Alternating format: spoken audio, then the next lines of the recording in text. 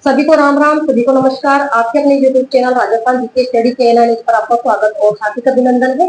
आशा और उम्मीद है कि आप सभी अच्छे होंगे। तो आज का हमारा टॉपिक रहने वाला है राजस्थान जीके में इतिहास। और यहाँ पे एग्जाम में क्वेश्चन जरूर पूछे जाते हैं। ठीक है, तो इस क्लास आपके लिए काफी जगह इंपॉर्टेंट रहने वाली है और ऐसे क्वेश्चन आपको सॉल्व करवाए जाएंगे जो कई बार एग्जाम में पूछे जा चुके हैं या फिर जहाँ से क्वेश्चन बनकर आ सकता है। ठीक है, तो क्लास स्टार्ट करने से पहले आप सभी से रिक्वेस्ट है कि क्लास को एक बार ज्यादा से ज्यादा शेयर कर दीजिए और फटाफट क्लास के साथ जुड़ जाइए। तो देख लेते हैं क्वेश्चन नंबर 1। पूछा गया है कि राजस्थान में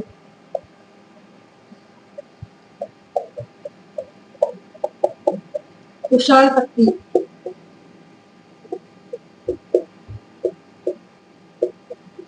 शक्ति को संभव नष्ट करने में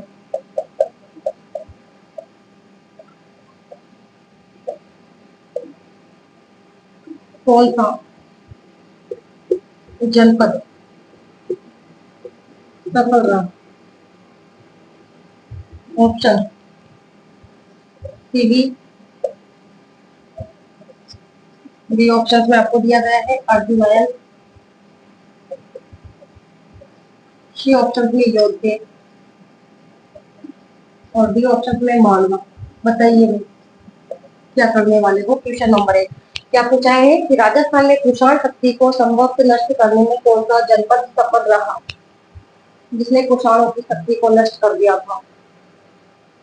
सी ऑप्शन योध्य जनपद। हमारा राइट आंसर सी ऑप्शन हो जाएगा। और जो योध्य जनपद है, क्वेश्चन बनकर हो सकता है कि योध्य जनपद ये राजस्थान के कौन से क्षेत्र में?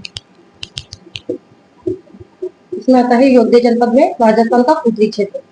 कौन से जिले आते हैं योध्य जनपद में? श्री गंगानगर और हनुमानगढ़। ठीक है, और योध्य जनपद ने कुषाणों की शक्ति को नष्ट कर दिया था। ठीक है, कुषाणों की शक्ति को समाप्त किया। इस अभिलेख के अनुसार क्वेश्चन बनकर आता है योध्य जनपद ने कुषाणों की शक्ति को समाप्त किया। कौन से अभिलेख के अनुसार? इसकी जानकारी कौन से अभिलेख में मिलती है? तो रुद्रदामन, ध्यान में रखना है आपको, रुद्रदामन अभिलेख में इसकी जानकारी मिलती है। यहाँ राइट आंसर हमारा सी ऑप्शन हो जाएगा। नेक्स्ट क्वेश्चन देख लेते हैं।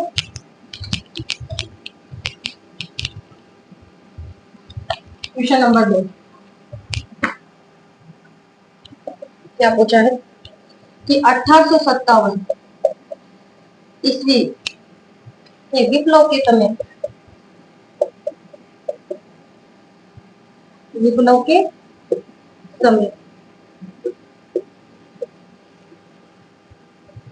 राजपूताना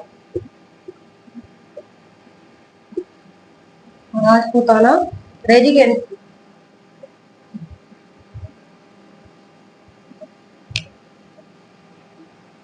में एजेंट टू गवर्नर जनरल यानी एजीजी कौन था?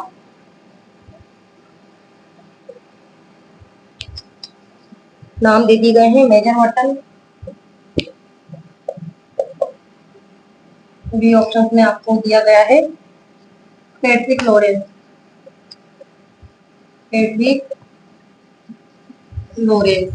सी ऑप्शन में आपको दिया गया है विलियम ईडन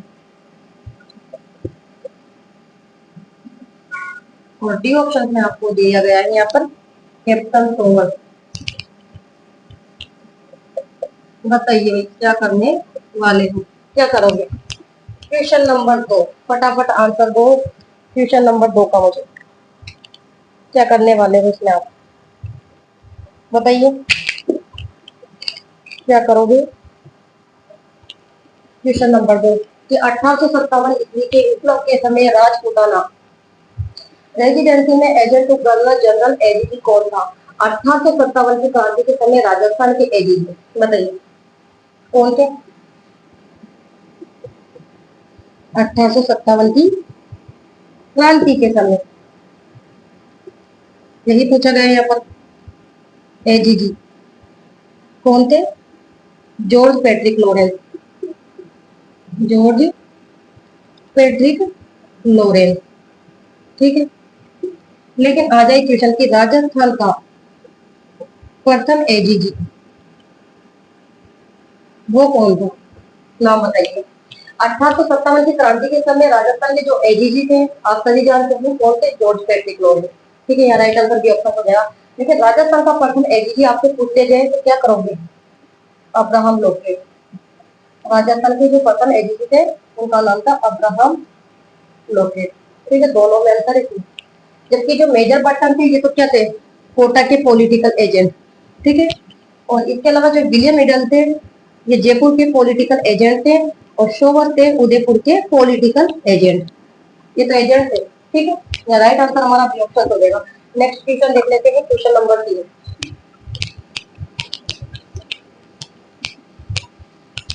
क्वेश्चन नंबर 3 में आपसे क्या पूछा गया है?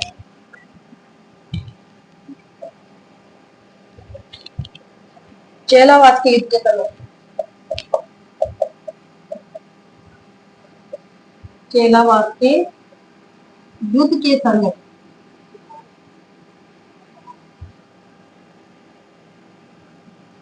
चेलावाद का युद्ध का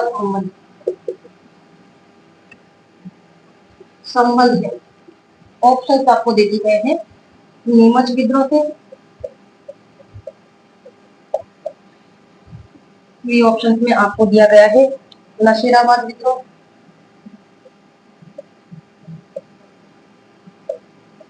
सी ऑप्शन में आपको यहाँ दिया गया है। कोटा के विद्रोह से, या फिर आहुआ विद्रोह,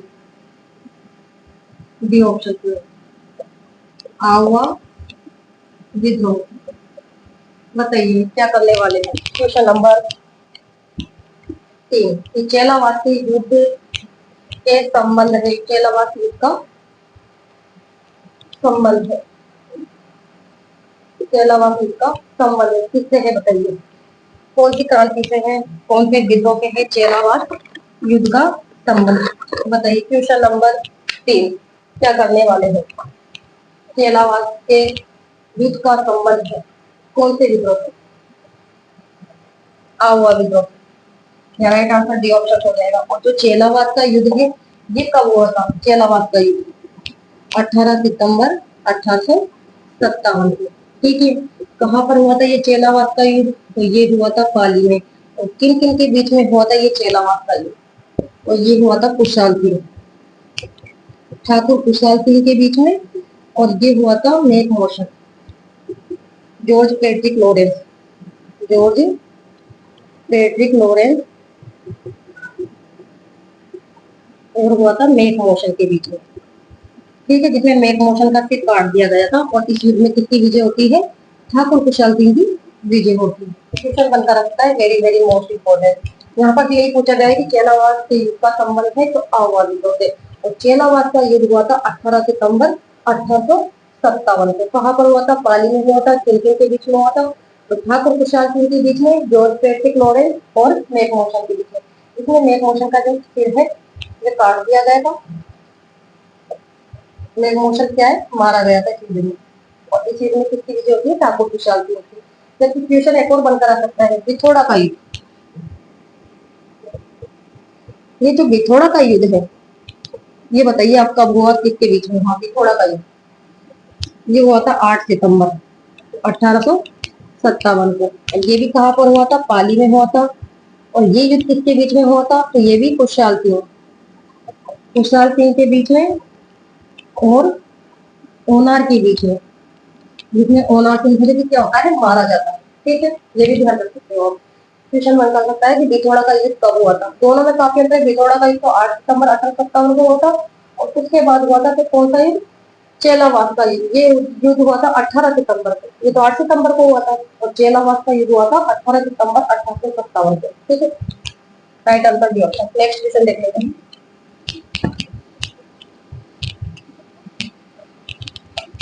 क्वेश्चन नंबर 4, क्या पूछा है? साधु सीताराम दास।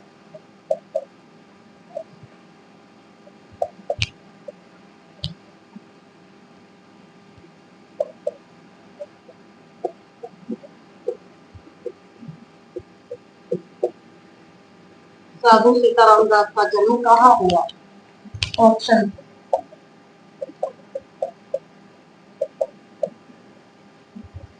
बी ऑप्शन में मंदसौर, सी ऑप्शन में आपको दिया गया है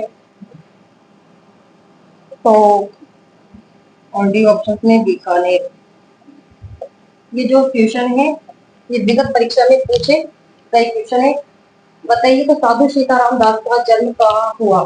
कहाँ पर हुआ था साधु सीताराम दास का जन्म? तो इनका जन्म हुआ था बिजोलिया में। ठीक है, यहाँ राइट आंसर हमारा ए ऑप्शन हो जाएगा। इनका जन्म का हुआ था बिजोलिया, भीलवाड़ा में। ठीक है, और इनके द्वारा साधु सीताराम दास के द्वारा कौन सा आंदोलन किया गया था? बिजोलिया, बिजोलिया किसान आंदोलन। क्वेश्चन बनकर आ सकता है कि बिजोलिया किसान आंदोलन के जनक हैं।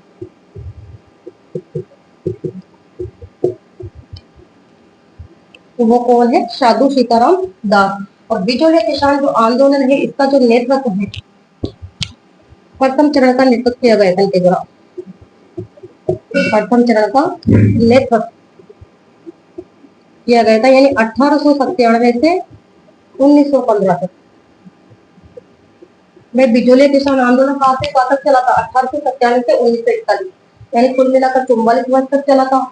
और बिजोलिया जो किसान आंदोलन का प्रथम चरण है उसका नेतृत्व किया गया था इनके द्वारा 1897 से 1915 तक। ठीक है, और बिजोलिया किसान आंदोलन के जनक है।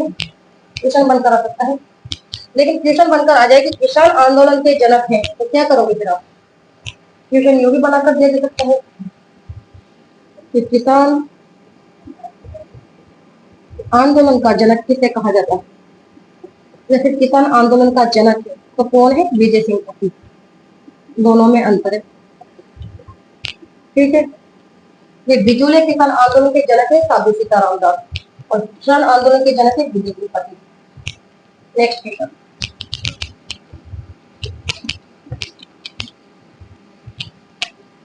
Question number 5। सन 1903 में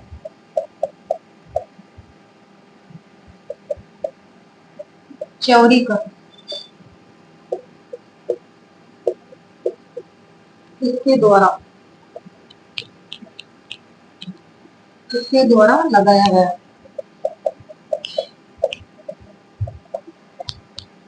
ऑप्शन रूप सिंह, बी ऑप्शन में आपको दिया गया है कृष्ण सिंह, सी ऑप्शन में आपको दिया गया है केसरी सिंह,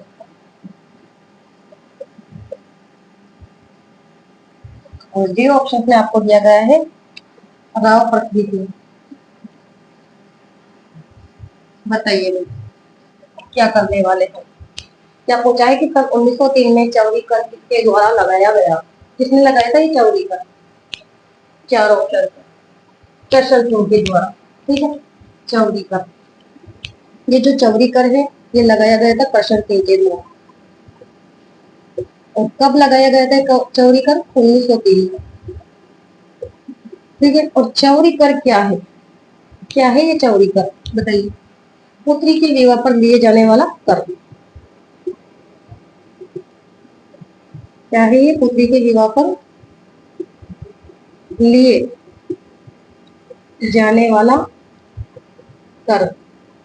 ठीक है, तो किसके द्वारा लगाया गया था? कृष्ण सिंह के द्वारा 1903 में, यानी पुत्री के विवाह पर लिए जाने वाला कर को चौरीकर कहते हैं। ठीक है, जबकि कृष्ण सिंह के जो पुत्र थे इनका क्या नाम था? पृथ्वी सिंह। और पृथ्वी सिंह के द्वारा कौन सा कर लगाया गया था? बताइए। तलवार बंदाई कर। तलवार बंदाई कर। ये तलवार बंदाई कर क्या है? उत्तराधिकारी शुल्क, यानी उत्तराधिकारी शुल्क। ठीक है, और ये जो तलवार बंदाई कर है ये कब लगाया गया था? 1906 में। ये भी ध्यान में रखना है। तो दोनों में अंतर है।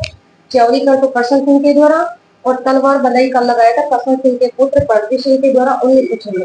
ठीक है, तलवार बंदाई कर क्या है, तो ये है उत्तराधिकारी शुल्क, और चौरी कर क्या है, तो पुत्री के विवाह पर दिए जाने वाला कर। दोनों में अंतर है। नेक्स्ट क्वेश्चन, क्वेश्चन नंबर देख लेते हैं फटाफट से। क्या पूछा है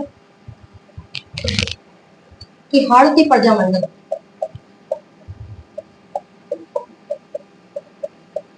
हाड़ की प्रजामंडल की स्थापना किसने की? हाड़ की प्रजामंडल नाम दे दी गए आपको यहाँ पर अफीम खारी। बी ऑप्शन में आपको दिया गया है नाथूलाल जैन। सी ऑप्शन में आपको दिया गया है गोपाल लाल, गोपाल लाल कोठिया। और डी ऑप्शन में आपको दिया गया है नेनुराम शर्मा। बताइए, प्रजामंडल से संबंधित क्वेश्चन एग्जाम में जरूर पूछा जाएगा कि भारतीय प्रजामंडल की स्थापना किसने की? भारतीय प्रजामंडल के बारे में पूछ रहा है कि स्थापना किसके द्वारा की गई? भारतीय प्रजामंडल की स्थापना नेनुराम शर्मा के द्वारा। भारतीय जो प्रजामंडल है इसकी स्थापना कब की गई थी? तो 1934 में। और इसके संस्थापक कौन है? भारतीय प्रजामंडल के संस्थापक तो नेनुराम शर्मा। ठीक है, हमारा जो राइट आंसर है वे क्या होगा? D option. क्वेश्चन बनकर आ सकता है, वेरी वेरी मोस्ट इम्पोर्टेंट, कि भारतीय प्रजामंडल की स्थापना कब या फिर किसके द्वारा की गई? नेक्स्ट क्वेश्चन देख लेते हैं। यह भारतीय प्रजामंडल के संस्थापक थे Nenuram Sharma. Next question, question number 7, gentleman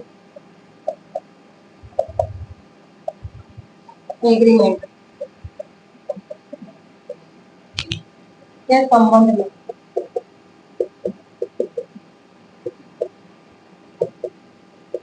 सत्य नहीं है, सत्य नहीं है। ठीक है, ऑप्शन आपको यहाँ दे दी गए हैं क्या क्या। ये एग्रीमेंट, ये एग्रीमेंट 1942 में हुआ। दूसरे ऑप्शन में आपको दिया गया है इसका संबंध झालावाड़ रियासत से है, झालावाड़ रियासत से है। सी ऑप्शन में आपको दे दिया गया है कि इस एग्रीमेंट के अनुसार, इस एग्रीमेंट के अनुसार रियासती सरकार,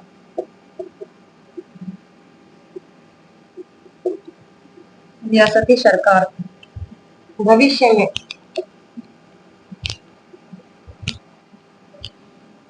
अंग्रेजों की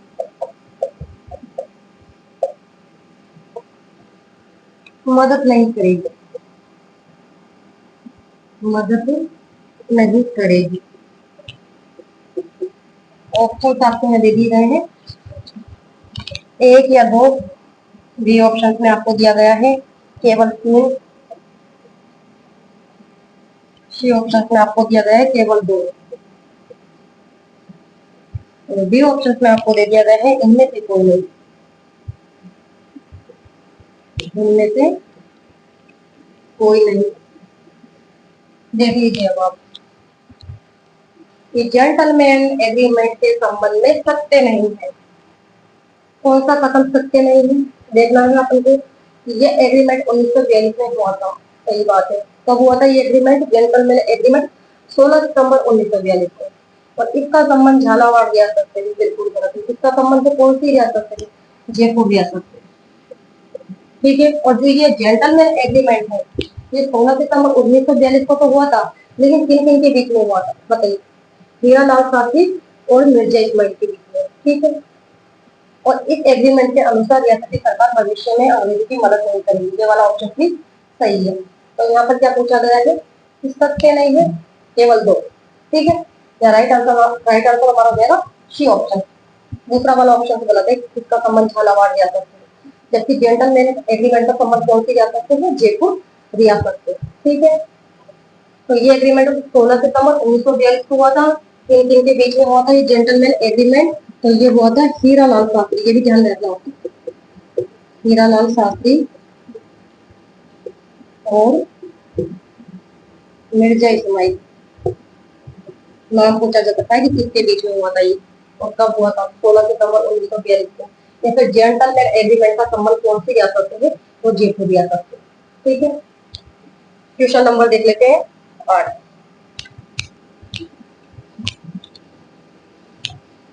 और इस एग्रीमेंट के अनुसार ये घोषणा कर दी गई थी, जेंटलमैन एग्रीमेंट में एक घोषणा ये की गई थी कि जो जयपुर प्रजामंडल है ये भारत छोड़ो आंदोलन में भाग नहीं लेगा।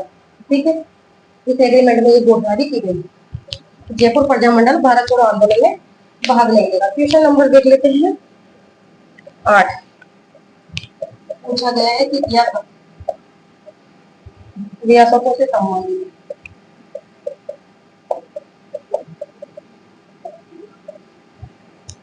समस्याओं के समाधान के लिए,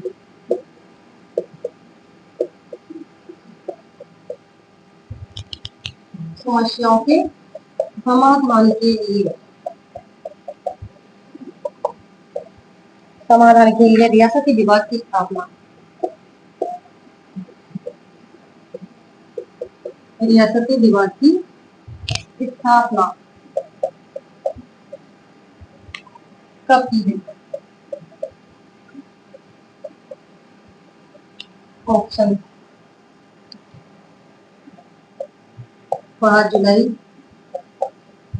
1943, बी ऑप्शन में 10 अक्टूबर 1946, सी ऑप्शन में आपको दिया गया है 4 जनवरी 1943, डी ऑप्शन में 31 मार्च 1948। बताइए भाई क्या करने वाले, रियासतों से संबंधित समस्याओं के समाधान के लिए रियासती विभाग की स्थापना कब की गई थी? रियासती विभाग की स्थापना कब की गई थी? 5 जुलाई 1947, राइट आंसर ए ऑप्शन। रियासती विभाग इसकी जो स्थापना है जो हुई थी 5 जुलाई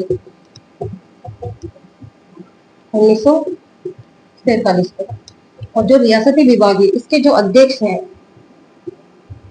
वो कौन थे? सरदार वल्लभ भाई पटेल, सरदार वल्लभ भाई पटेल। ठीक है, और इसके सचिव वीपी मेनन, वीपी मेनन थे। ठीक है, क्वेश्चन बनकर आ सकता है रियासती विभाग की स्थापना 5 जुलाई 1947 को, इसके अध्यक्ष थे सरदार वल्लभ भाई पटेल और सचिव कौन थे? वीपी मेनन। ठीक है, रियासती विभाग। और रियासती जो विभाग है इसमें घोषणा की गई थी, घोषणा की गई, कौन सी घोषणा हुई थी बताइए आप? कि जिस रियासत में है जो कि 10 लाख से अधिक जनसंख्या हो और है जो कि 1 करोड़ से अधिक वार्षिक आय हो, तो वो रियासत क्या रह सकती है? स्वतंत्र रह सकती है। इसमें ये घोषणा भी की गई थी। ठीक है, कि जिस रियासत में, या लिख देती हूँ मैं, कि जिस रियासत में जनसंख्या 10 लाख से अधिक हो और वार्षिक आय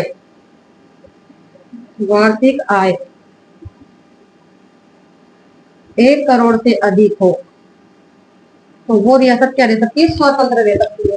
तो राजस्थान में ऐसी रियासतों की संख्या कितनी थी? 4 की। कौन कौन सी रियासत थी वो? जयपुर की, जोधपुर की, इसके अलावा उदयपुर और बीकानेर रियासत। ठीक है, इसमें ये घोषणा भी की गई थी। क्वेश्चन बनकर सकता है कि किसमें ये घोषणा की गई थी कि जिस रियासत में 10 लाख से अधिक है जो जनसंख्या हो और 1 करोड़ से अधिक वार्षिक आय, तो इसमें की गई थी रियासती विभाग में। ठीक है, ये घोषणा कर दी गई थी कि वही रियासत स्वतंत्र रह सकती है जिनकी संख्या 10 लाख से अधिक हो और वार्षिक आय जो कि 1 करोड़ से अधिक हो। तो ऐसी रियासत राजस्थान में 4 थी, जयपुर, जोधपुर, इसके अलावा उदयपुर और बीकानेर रियासत। क्वेश्चन नंबर देख लेते हैं भाई 9। यहाँ से आपके बहुत सारे क्वेश्चन है जो कि सोल्व हो रहे हैं। ठीक है, क्वेश्चन नंबर देख लेते हैं मत्स्य संघ की राजधानी,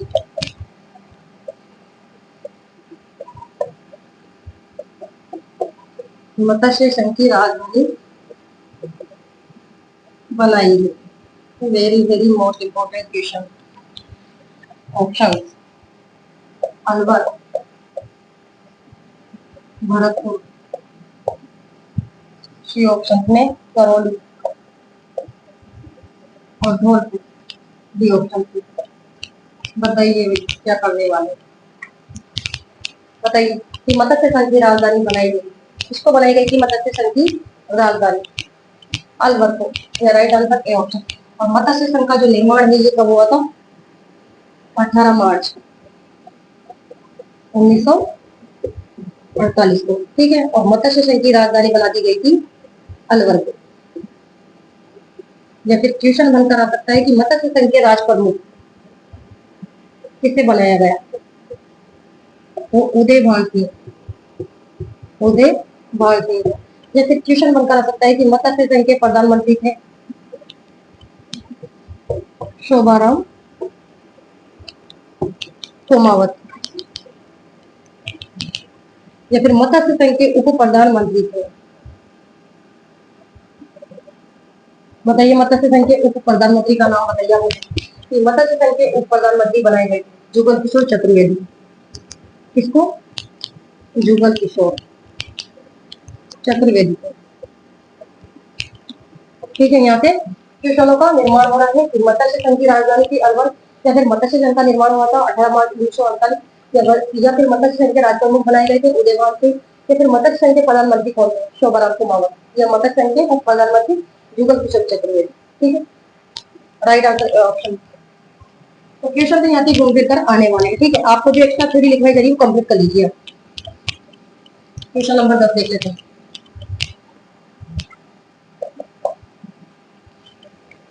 क्या पूछा है? स्वतंत्रता को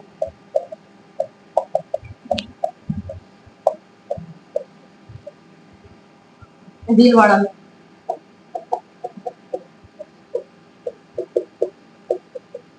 भीलवाड़ा में महिला आश्रम की स्थापना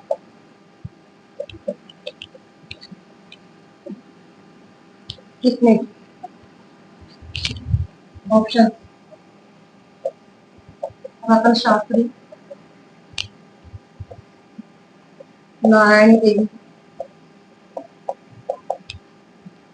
सी ऑप्शन में शांता त्रिवेदी, और डी ऑप्शन में आपको दिया गया है, डी ऑप्शन में सत्यवती शर्मा, सत्यवती शर्मा। बताइए क्या करने वाले हो। क्वेश्चन नंबर 10 कि स्वतंत्रता पूर्व भीलवाड़ा में महिला आश्रम की स्थापना किसने की? महिला आश्रम की स्थापना, महिला आश्रम, इसकी जो स्थापना है वे कब की गई थी? 1944 में। कहाँ पर की गई थी? भीलवाड़ा में।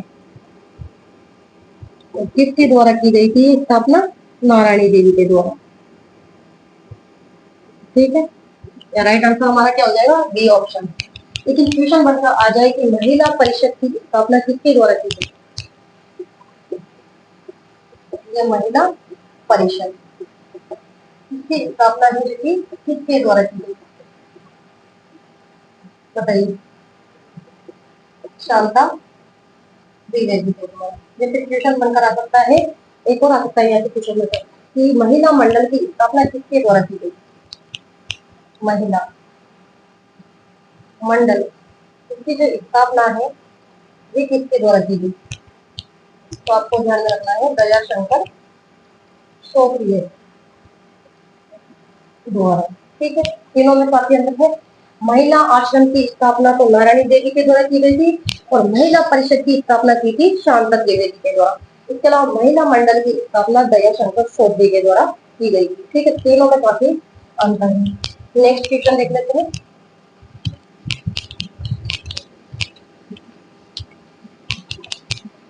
क्वेश्चन नंबर 10 हो गया। क्वेश्चन नंबर 11 राजस्थान के लोक नायक, राजस्थान के लोक नायक के रूप में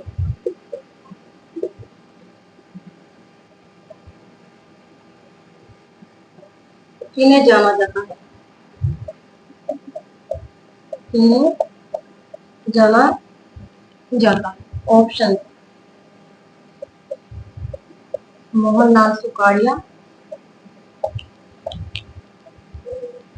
बी ऑप्शन में आपको दिया गया है हरिदेव जोशी, हरिदेव जोशी। सी ऑप्शन में आपको दिया गया है हीरालाल शास्त्री, हीरालाल शास्त्री। और बी ऑप्शन में आपको दे दिया गया है जय नारायण व्यास। बताइए भाई क्या करोगे कि राजस्थान के लोक नायक के रूप में किन्हें जाना जाता है? आप सभी जानते हैं राजस्थान के लोक नायक के रूप में किसे जाना जाता है? जय नारायण व्यास को। राइट आंसर बी ऑप्शन, जय नारायण व्यास। इन्हें किन के रूप में जाना जाता है देख लेते हैं। इसको कहा जाता है मारवाड़ का गांधी, भाई मारवाड़ के गांधी के रूप में भी इन्हें जाना जाता है, या फिर कहते हैं राजस्थान का लोक नायक। ठीक है, या फिर लक्कड़ पक्कड़, लक्कड़ पक्कड़ के रूप में भी ये जाने जाते हैं। ठीक है, या फिर शेर ए राजस्थान, शेर ए राजस्थान। ठीक है, तो मारवाड़ का गांधी, राजस्थान का लोकनायक, या लक्कड़ पक्कड़, या फिर शेर ए राजस्थान, इसके रूप में कौन जाने जाते हैं? जय नारायण व्यास। ठीक है, क्वेश्चन बनकर रखता है। और जोधपुर प्रजामंडल की स्थापना की गई थी किसके द्वारा? जय नारायण व्यास के द्वारा। कब? 1934। क्वेश्चन बनकर रखता है कि जोधपुर प्रजामंडल की स्थापना किसके द्वारा की गई? तो जय नारायण व्यास के द्वारा। और कब की गई? 1934। नेक्स्ट क्वेश्चन,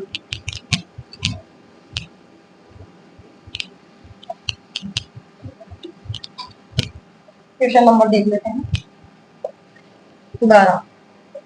पूछा गया है कि बिजोलिया शिलालेख, बिजोलिया शिलालेख किस चौहान, किस चौहान वंश, चौहान वंश नरेश के काल का, काल का है? ऑप्शन: सोमेश्वर, बी ऑप्शन में पृथ्वीराज, सी ऑप्शन में आपको दिया गया है हरिराज, और डी ऑप्शन में आपको दिया गया है अजयराज। बताइए क्या करोगे? क्या पूछा है कि बिजोलिया शिलालेख की चौहान वंश नरेश के काल का है? चार ऑप्शन थे। बिजोलिया का शिलालेख सोमेश्वर के काल का। ठीक है, सोमेश्वर के बारे में जानकारी मिलती है इसमें। और जो बिजोलिया का शिलालेख, बिजोलिया शिलालेख, ये कहाँ से प्राप्त किया गया था? तो भीलवाड़ा से। और इसका जो समय है बिजोलिया का शिलालेख, ये कब प्राप्त किया गया था? 1170 ईस्वी में। ये भी ध्यान में रखना है आपको। ठीक है, और बिजोलिया के शिलालेख में है जो कि सोमेश्वर के बारे में जानकारी मिलती है।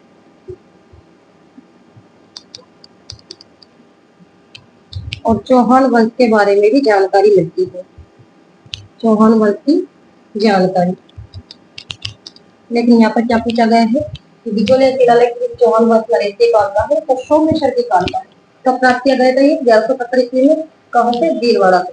ठीक है, और सोमेश्वर के बारे में जानकारी मिलती है, चौहान वंश की जानकारी भी मिलती है। ठीक है, नेक्स्ट क्वेश्चन, क्वेश्चन नंबर देखते हैं 13। क्या पूछा है कि ढींगला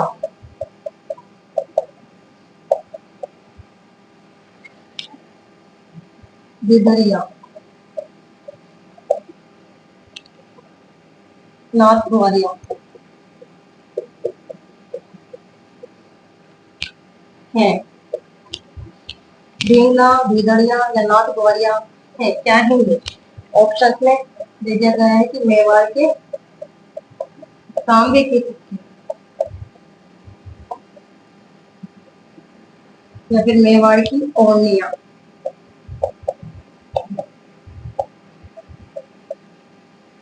मेवाड़ की ओढ़नी, ठीक है। सी ऑप्शन में आपको दिया गया है मेवाड़ की दरी पट्टी। और डी ऑप्शन में आपको यहाँ दे दिया गया है क्या? मेवाड़ के राजस्व कर। बताइए भाई क्या थी ऑप्शन? चार दे दिए गए आपको। ढींगला, भीदड़िया, नाथ द्वारिया है, क्या है ये? क्या है? चार ऑप्शन है आपके पास। क्या है ये? मेवाड़ के तांबे के सिक्के हैं ये। राइट आंसर ए ऑप्शन तो हो जाएगा, ठीक है। इसके अलावा अठेसाई सिक्के क्वेश्चन बनकर आ सकता है। अठेसाई वे डोडिया सिक्का, इसका संबंध कौन सी रियासत से है? तो आपको ध्यान में रखना है जैसलमेर से, ठीक है। जैसे झाड़साई सिक्का, झाड़साई सिक्के का संबंध है जयपुर, ठीक है। या फिर आ सकता है माणक शाही सिक्का, यह है करौली। या फिर तमचा शाही सिक्का, तमचा धौलपुर। या फिर गुमान शाही सिक्का, कोटा। यहाँ पे एग्जाम में क्वेश्चन पूछे जा सकते हैं कि अक्षयशाही सिक्का या फिर डोरिया सिक्के का संबंध कौन सी रियासत से है? जैसलमेर। झाड़साई सिक्के जयपुर के, माणकशाही सिक्के करौली के, तमचाशाही सिक्के जोधपुर के, और गुमाशाही सिक्का का संबंध है कोटा रियासत से, ठीक है। नेक्स्ट क्वेश्चन, क्वेश्चन नंबर देख लेते हैं 14। क्या पूछा है कि जोधपुरा सभ्यता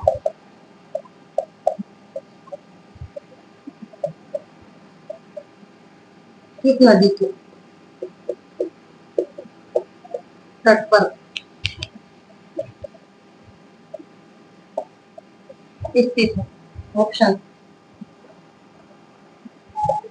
नदियों के नाम लिखे गए यहाँ पर। शादी नदी, बेड़च नदी, कोठारी नदी। बी ऑप्शन में आपको दिया गया है लूणी नदी।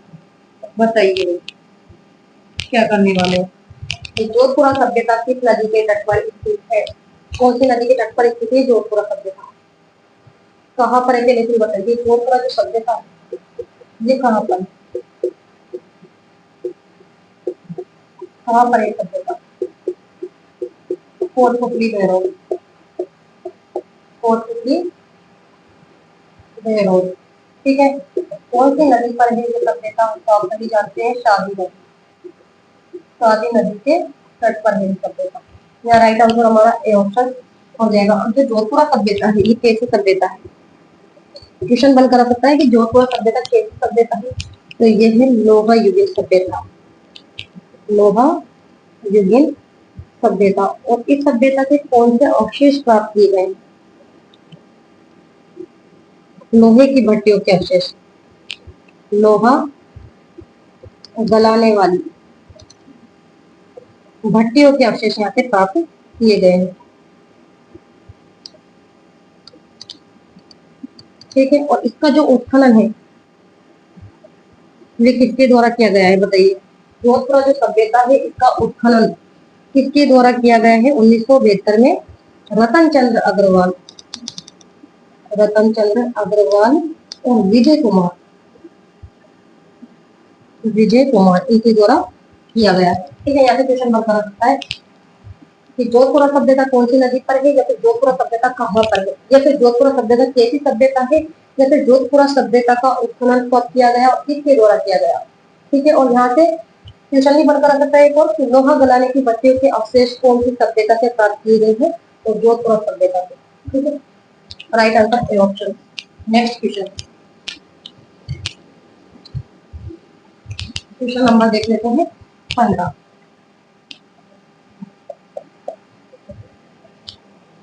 1303 ईस्वी में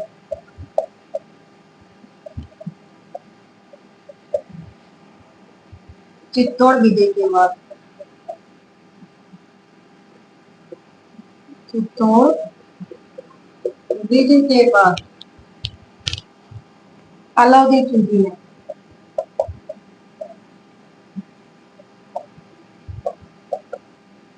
अलाउद्दीन खिलजी ने चित्तौड़ का नया नाम,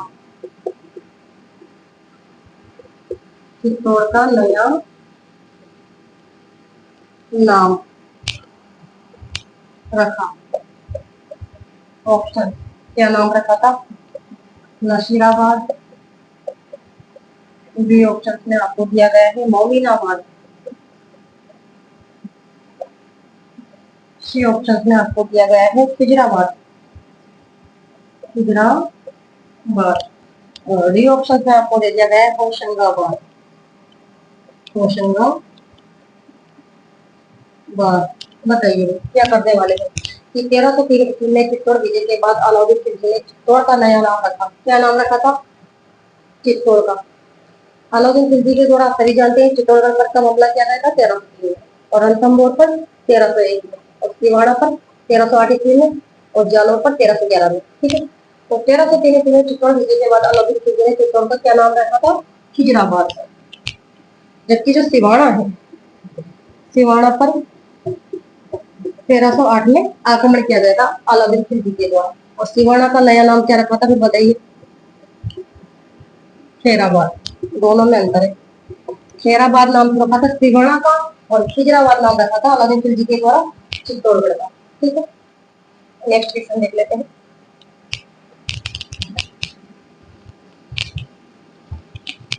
क्वेश्चन नंबर 16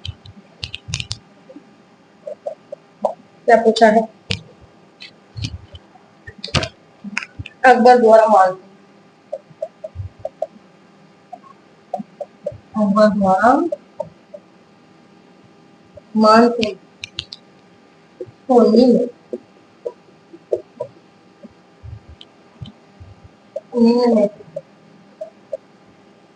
कौन से मुगल प्रांत,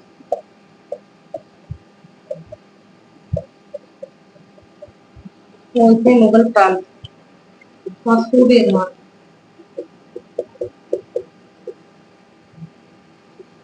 नियुक्त किया? ऑप्शन,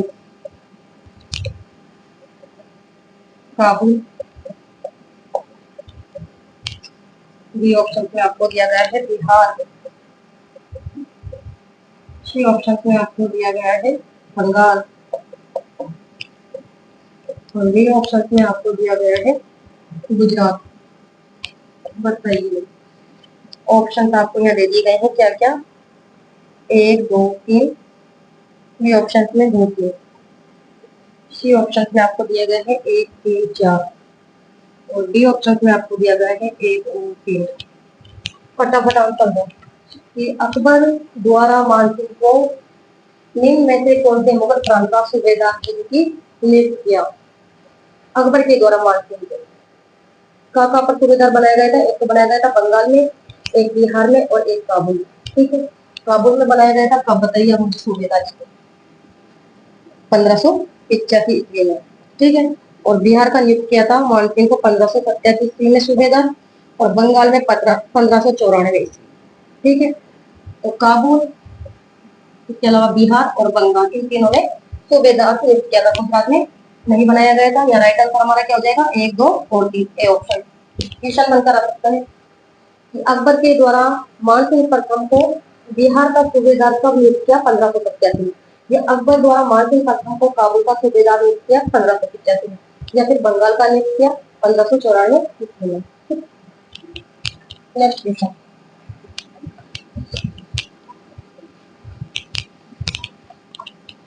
क्वेश्चन नंबर देख लेते हैं फटाफट।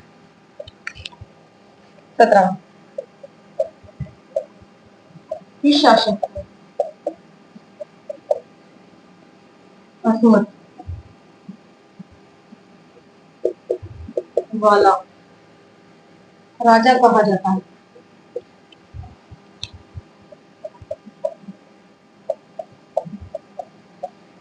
Option Shershah, Shershah Suri. B option में आपको दिया गया है चंद्रसेन। सी ऑप्शन में आपको दिया गया है मालदेव प्रथम। और डी ऑप्शन में आपको दिया गया है राव मालदेव।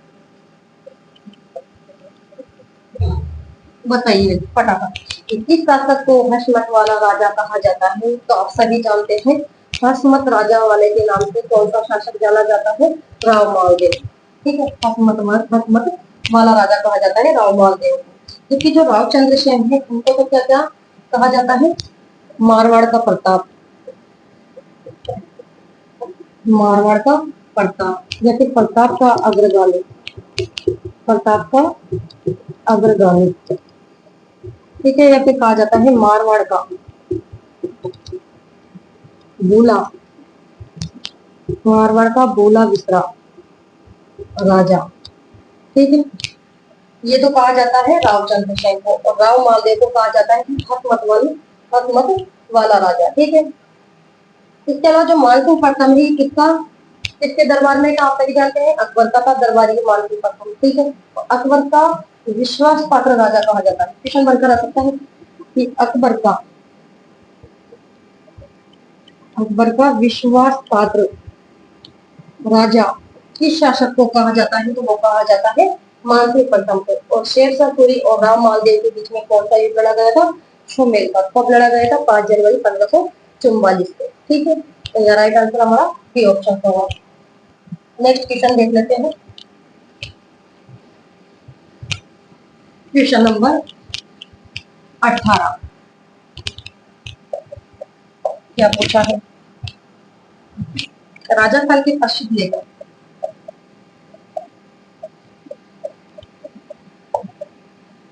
राजस्थान के प्रसिद्ध लेखक दयाल दास को संरक्षण देने वाले, संरक्षण देने वाले शासक थे। ऑप्शन नाम दे दिए गए यहाँ पर आपको। राव अनूप सिंह, बी ऑप्शन में राव करण सिंह, सी ऑप्शन में महाराजा रतन सिंह, महाराजा रतन सिंह। डी ऑप्शन में दे दिया गया है महाराजा जसवंत सिंह। बताइए क्या करोगे कि राजस्थान के प्रसिद्ध लेखक दयाल दास को संरक्षण देने वाले शासक थे? दयाल दास को किसके द्वारा संरक्षण दिया गया था? महाराजा रतन सिंह के द्वारा। ठीक है, राइट आंसर सी ऑप्शन हो जाएगा दयाल दास। इनके द्वारा कौन सी ख्यात की रचना की गई थी? दयाल दास की ख्यात। ठीक है, कौन सी ग्रंथ या रचना की गई थी? तो दयाल दास की ख्यात, दयाल दास की ख्यात। और ये दयाल दास की जो ख्यात है इसमें क्या जानकारी मिलती है? किसके बारे में जानकारी मिलती है? तो बीकानेर के राठौड़ों, बीकानेर के राठौड़ों की जानकारी देती है ये। ठीक है, इसके अलावा दयाल दास का संबंध आप सभी जानते हैं बीकानेर रियासत से है। और किसके द्वारा है जो कि दयाल दास को संरक्षण दिया गया था? संरक्षण दिया तो महाराजा रतन सिंह ने, महाराजा रतन सिंह के द्वारा इनको संरक्षण दिया गया था।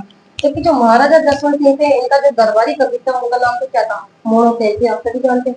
और अनूप सिंह के दरबारी कवि का क्या नाम था? भावभट्ट। ठीक है, और यहाँ पूछा गया है कि दयाल दास को संरक्षण दिया था तो महाराजा रतन सिंह ने। ठीक है, और दयाल दास की ख्याति रचना की थी दयाल दास के द्वारा, जिसमें बीकानेर के राठौड़ के बारे में जानकारी मिलती है। नेक्स्ट क्वेश्चन देख लेते हैं। और बाकीदास की ख्यात की रचना किसके द्वारा की गई है? अगर आपको क्वेश्चन बनाकर दे दिया जाए कि बाकीदास की ख्यात की रचना किसके द्वारा की गई है? तो बाकीदास के द्वारा। और बाकीदास की ख्यात में किसके बारे में जानकारी मिलती है? तो जोधपुर के राठौड़ के बारे में। ठीक है, नेक्स्ट क्वेश्चन। अजमेर के अजमेर के अजय राज चौहान,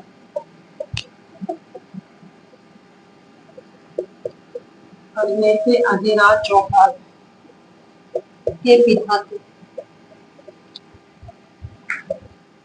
ऑप्शन बहुत शानदार ऑप्शन है, चंद्रराज द्वितीय। बी ऑप्शन में आपको दिया गया है विग्रहराज द्वितीय। सी ऑप्शन में आपको दिया गया है दुर्लभ। डी ऑप्शन में पृथ्वीराज प्रथम। बताइए क्या करने वाले हैं कि अजमेर के अजय राज चौहान के पिता थे। अजय राज जो थे वो कौन थे? अजमेर के संस्थापक। अजमेर की स्थापना की गई थी अजय राज के द्वारा 1113 ईस्वी में। अजय राज के पिता के बारे में पूछा गया है कि अजय राज के पिता कौन थे। चार ऑप्शन थे आपके पास। कौन थे? पृथ्वीराज प्रथम। ठीक है, चौहानों का क्रम देख लेते हैं।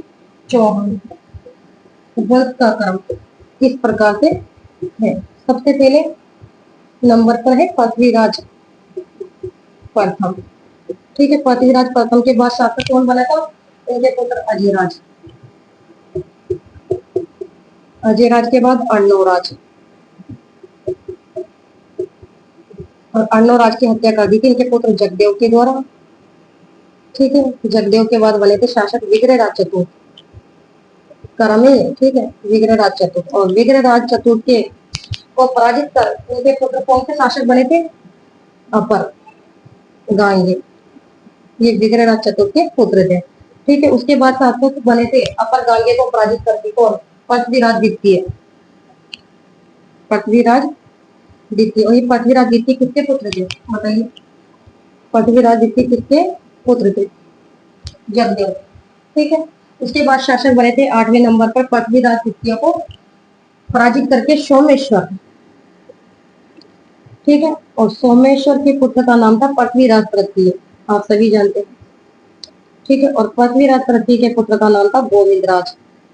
और ये गोविंदराज कौन थे? जिन्होंने रणथंभौर में चौहान वंश की नींव रखी। ठीक है, इस प्रकार से क्रम है। सबसे पहले पृथ्वीराज प्रथम, फिर अजयराज है, फिर अर्णवराज है, फिर जगदेव है, फिर विग्रहराज चतुर्थ है, फिर अपरगांगी है, फिर पृथ्वीराज द्वितीय है, फिर सोमेश्वर है, उसके बाद पृथ्वीराज तृतीय है, और उसके बाद कौन है?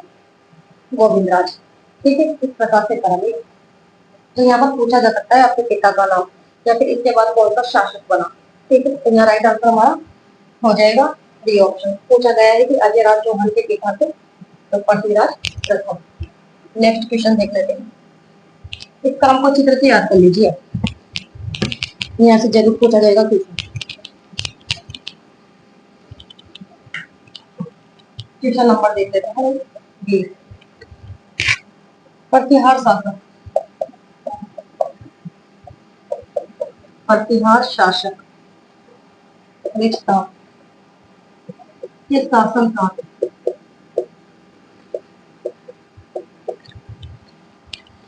शासन काल में कौन से ग्रंथ?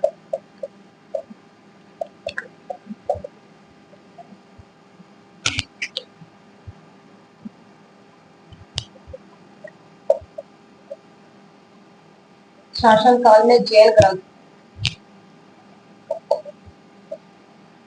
हरिवंश पुराण एवं कुवलयमाला की रचना हुई। ऑप्शन वस्त्राज। बी ऑप्शन में आपको दिया गया है रामभद्र। सी ऑप्शन में आपको दिया गया है मिहिर भोज। और डी ऑप्शन में आपको दिया गया है क्या? महिपाल। बताइए क्या करने वाले कि प्रतिहार शासक विस्तान के शासन काल में जैन ग्रंथ हरिवंश पुराण एवं कुवलयमाला ग्रंथ की रचना हुई। किसके शासन काल में? चार ऑप्शन। जो ये हरिवंश पुराण ग्रंथ है इसकी जो रचना है वे किसके द्वारा की गई? बताइए, हरिवंश पुराण ग्रंथ की रचना था जिनसेन सूरी। ध्यान में रखना है। और आप सभी जानते हैं जो कुवलयमाला ग्रंथ है, कुवलयमाला माला जो ग्रंथ है इसकी रचना आप सभी जानते हैं उद्योतन सूरी के द्वारा की गई थी। ठीक है, तो इन दोनों जो ग्रंथ है इनकी रचना कौन से शासक के समय हुई थी? तो वत्सराज। ठीक है, वत्सराज के समय हुई थी। यहाँ पर यही पूछा गया कि पटियाला शासक रिक्सतंत्र के शासनकाल में जैन हरिवंश पुराण और कुवलयमाला ग्रंथ की रचना हुई थी। तो वत्सराज के समय ये ग्रंथ रचे गए थे। और वत्सराज के समय जो कि ओशिया की क्वेश्चन बनकर आ सकता है कि ओशिया के महावीर स्वामी का मंदिर, ओशिया के महावीर स्वामी के मंदिर का निर्माण कौन से शासक के काल में हुआ? तो वो भी वत्सराज के समय हुआ। ध्यान में रखना है, वेरी वेरी इंपॉर्टेंट क्वेश्चन बनकर आ सकता है कि ओशिया के महावीर स्वामी के मंदिर का निर्माण किसके शासनकाल में हुआ? तो वत्सराज के समय। या फिर हरिवंश पुराण ग्रंथ की रचना की थी जिनसेन सूरी के द्वारा, और कुवलयमाला ग्रंथ की रचना की थी उद्योतन सूरी के द्वारा। और ये दोनों ही ग्रंथ रचे गए थे किसके शासनकाल में? वत्सराज के शासनकाल में। ठीक है, राइट आंसर ए ऑप्शन। तो ये थे आज के 20 क्वेश्चन। और ये जो क्वेश्चन है ये एग्जाम की दृष्टि से आपके लिए वेरी वेरी मोस्ट इंपॉर्टेंट रहने वाले हैं। ठीक है, आज की क्लास को मैं यहाँ पर समाप्त करती हूँ। क्लास अगर आपको अच्छी लगी हो तो लाइक कीजिएगा, शेयर कीजिएगा, कमेंट कीजिएगा, और चैनल पर पहली बार आए हैं तो चैनल को सब्सक्राइब करना ना भूलें। तो नेक्स्ट क्लास में मिलते हैं, तब तक के लिए धन्यवाद। Thank you so much.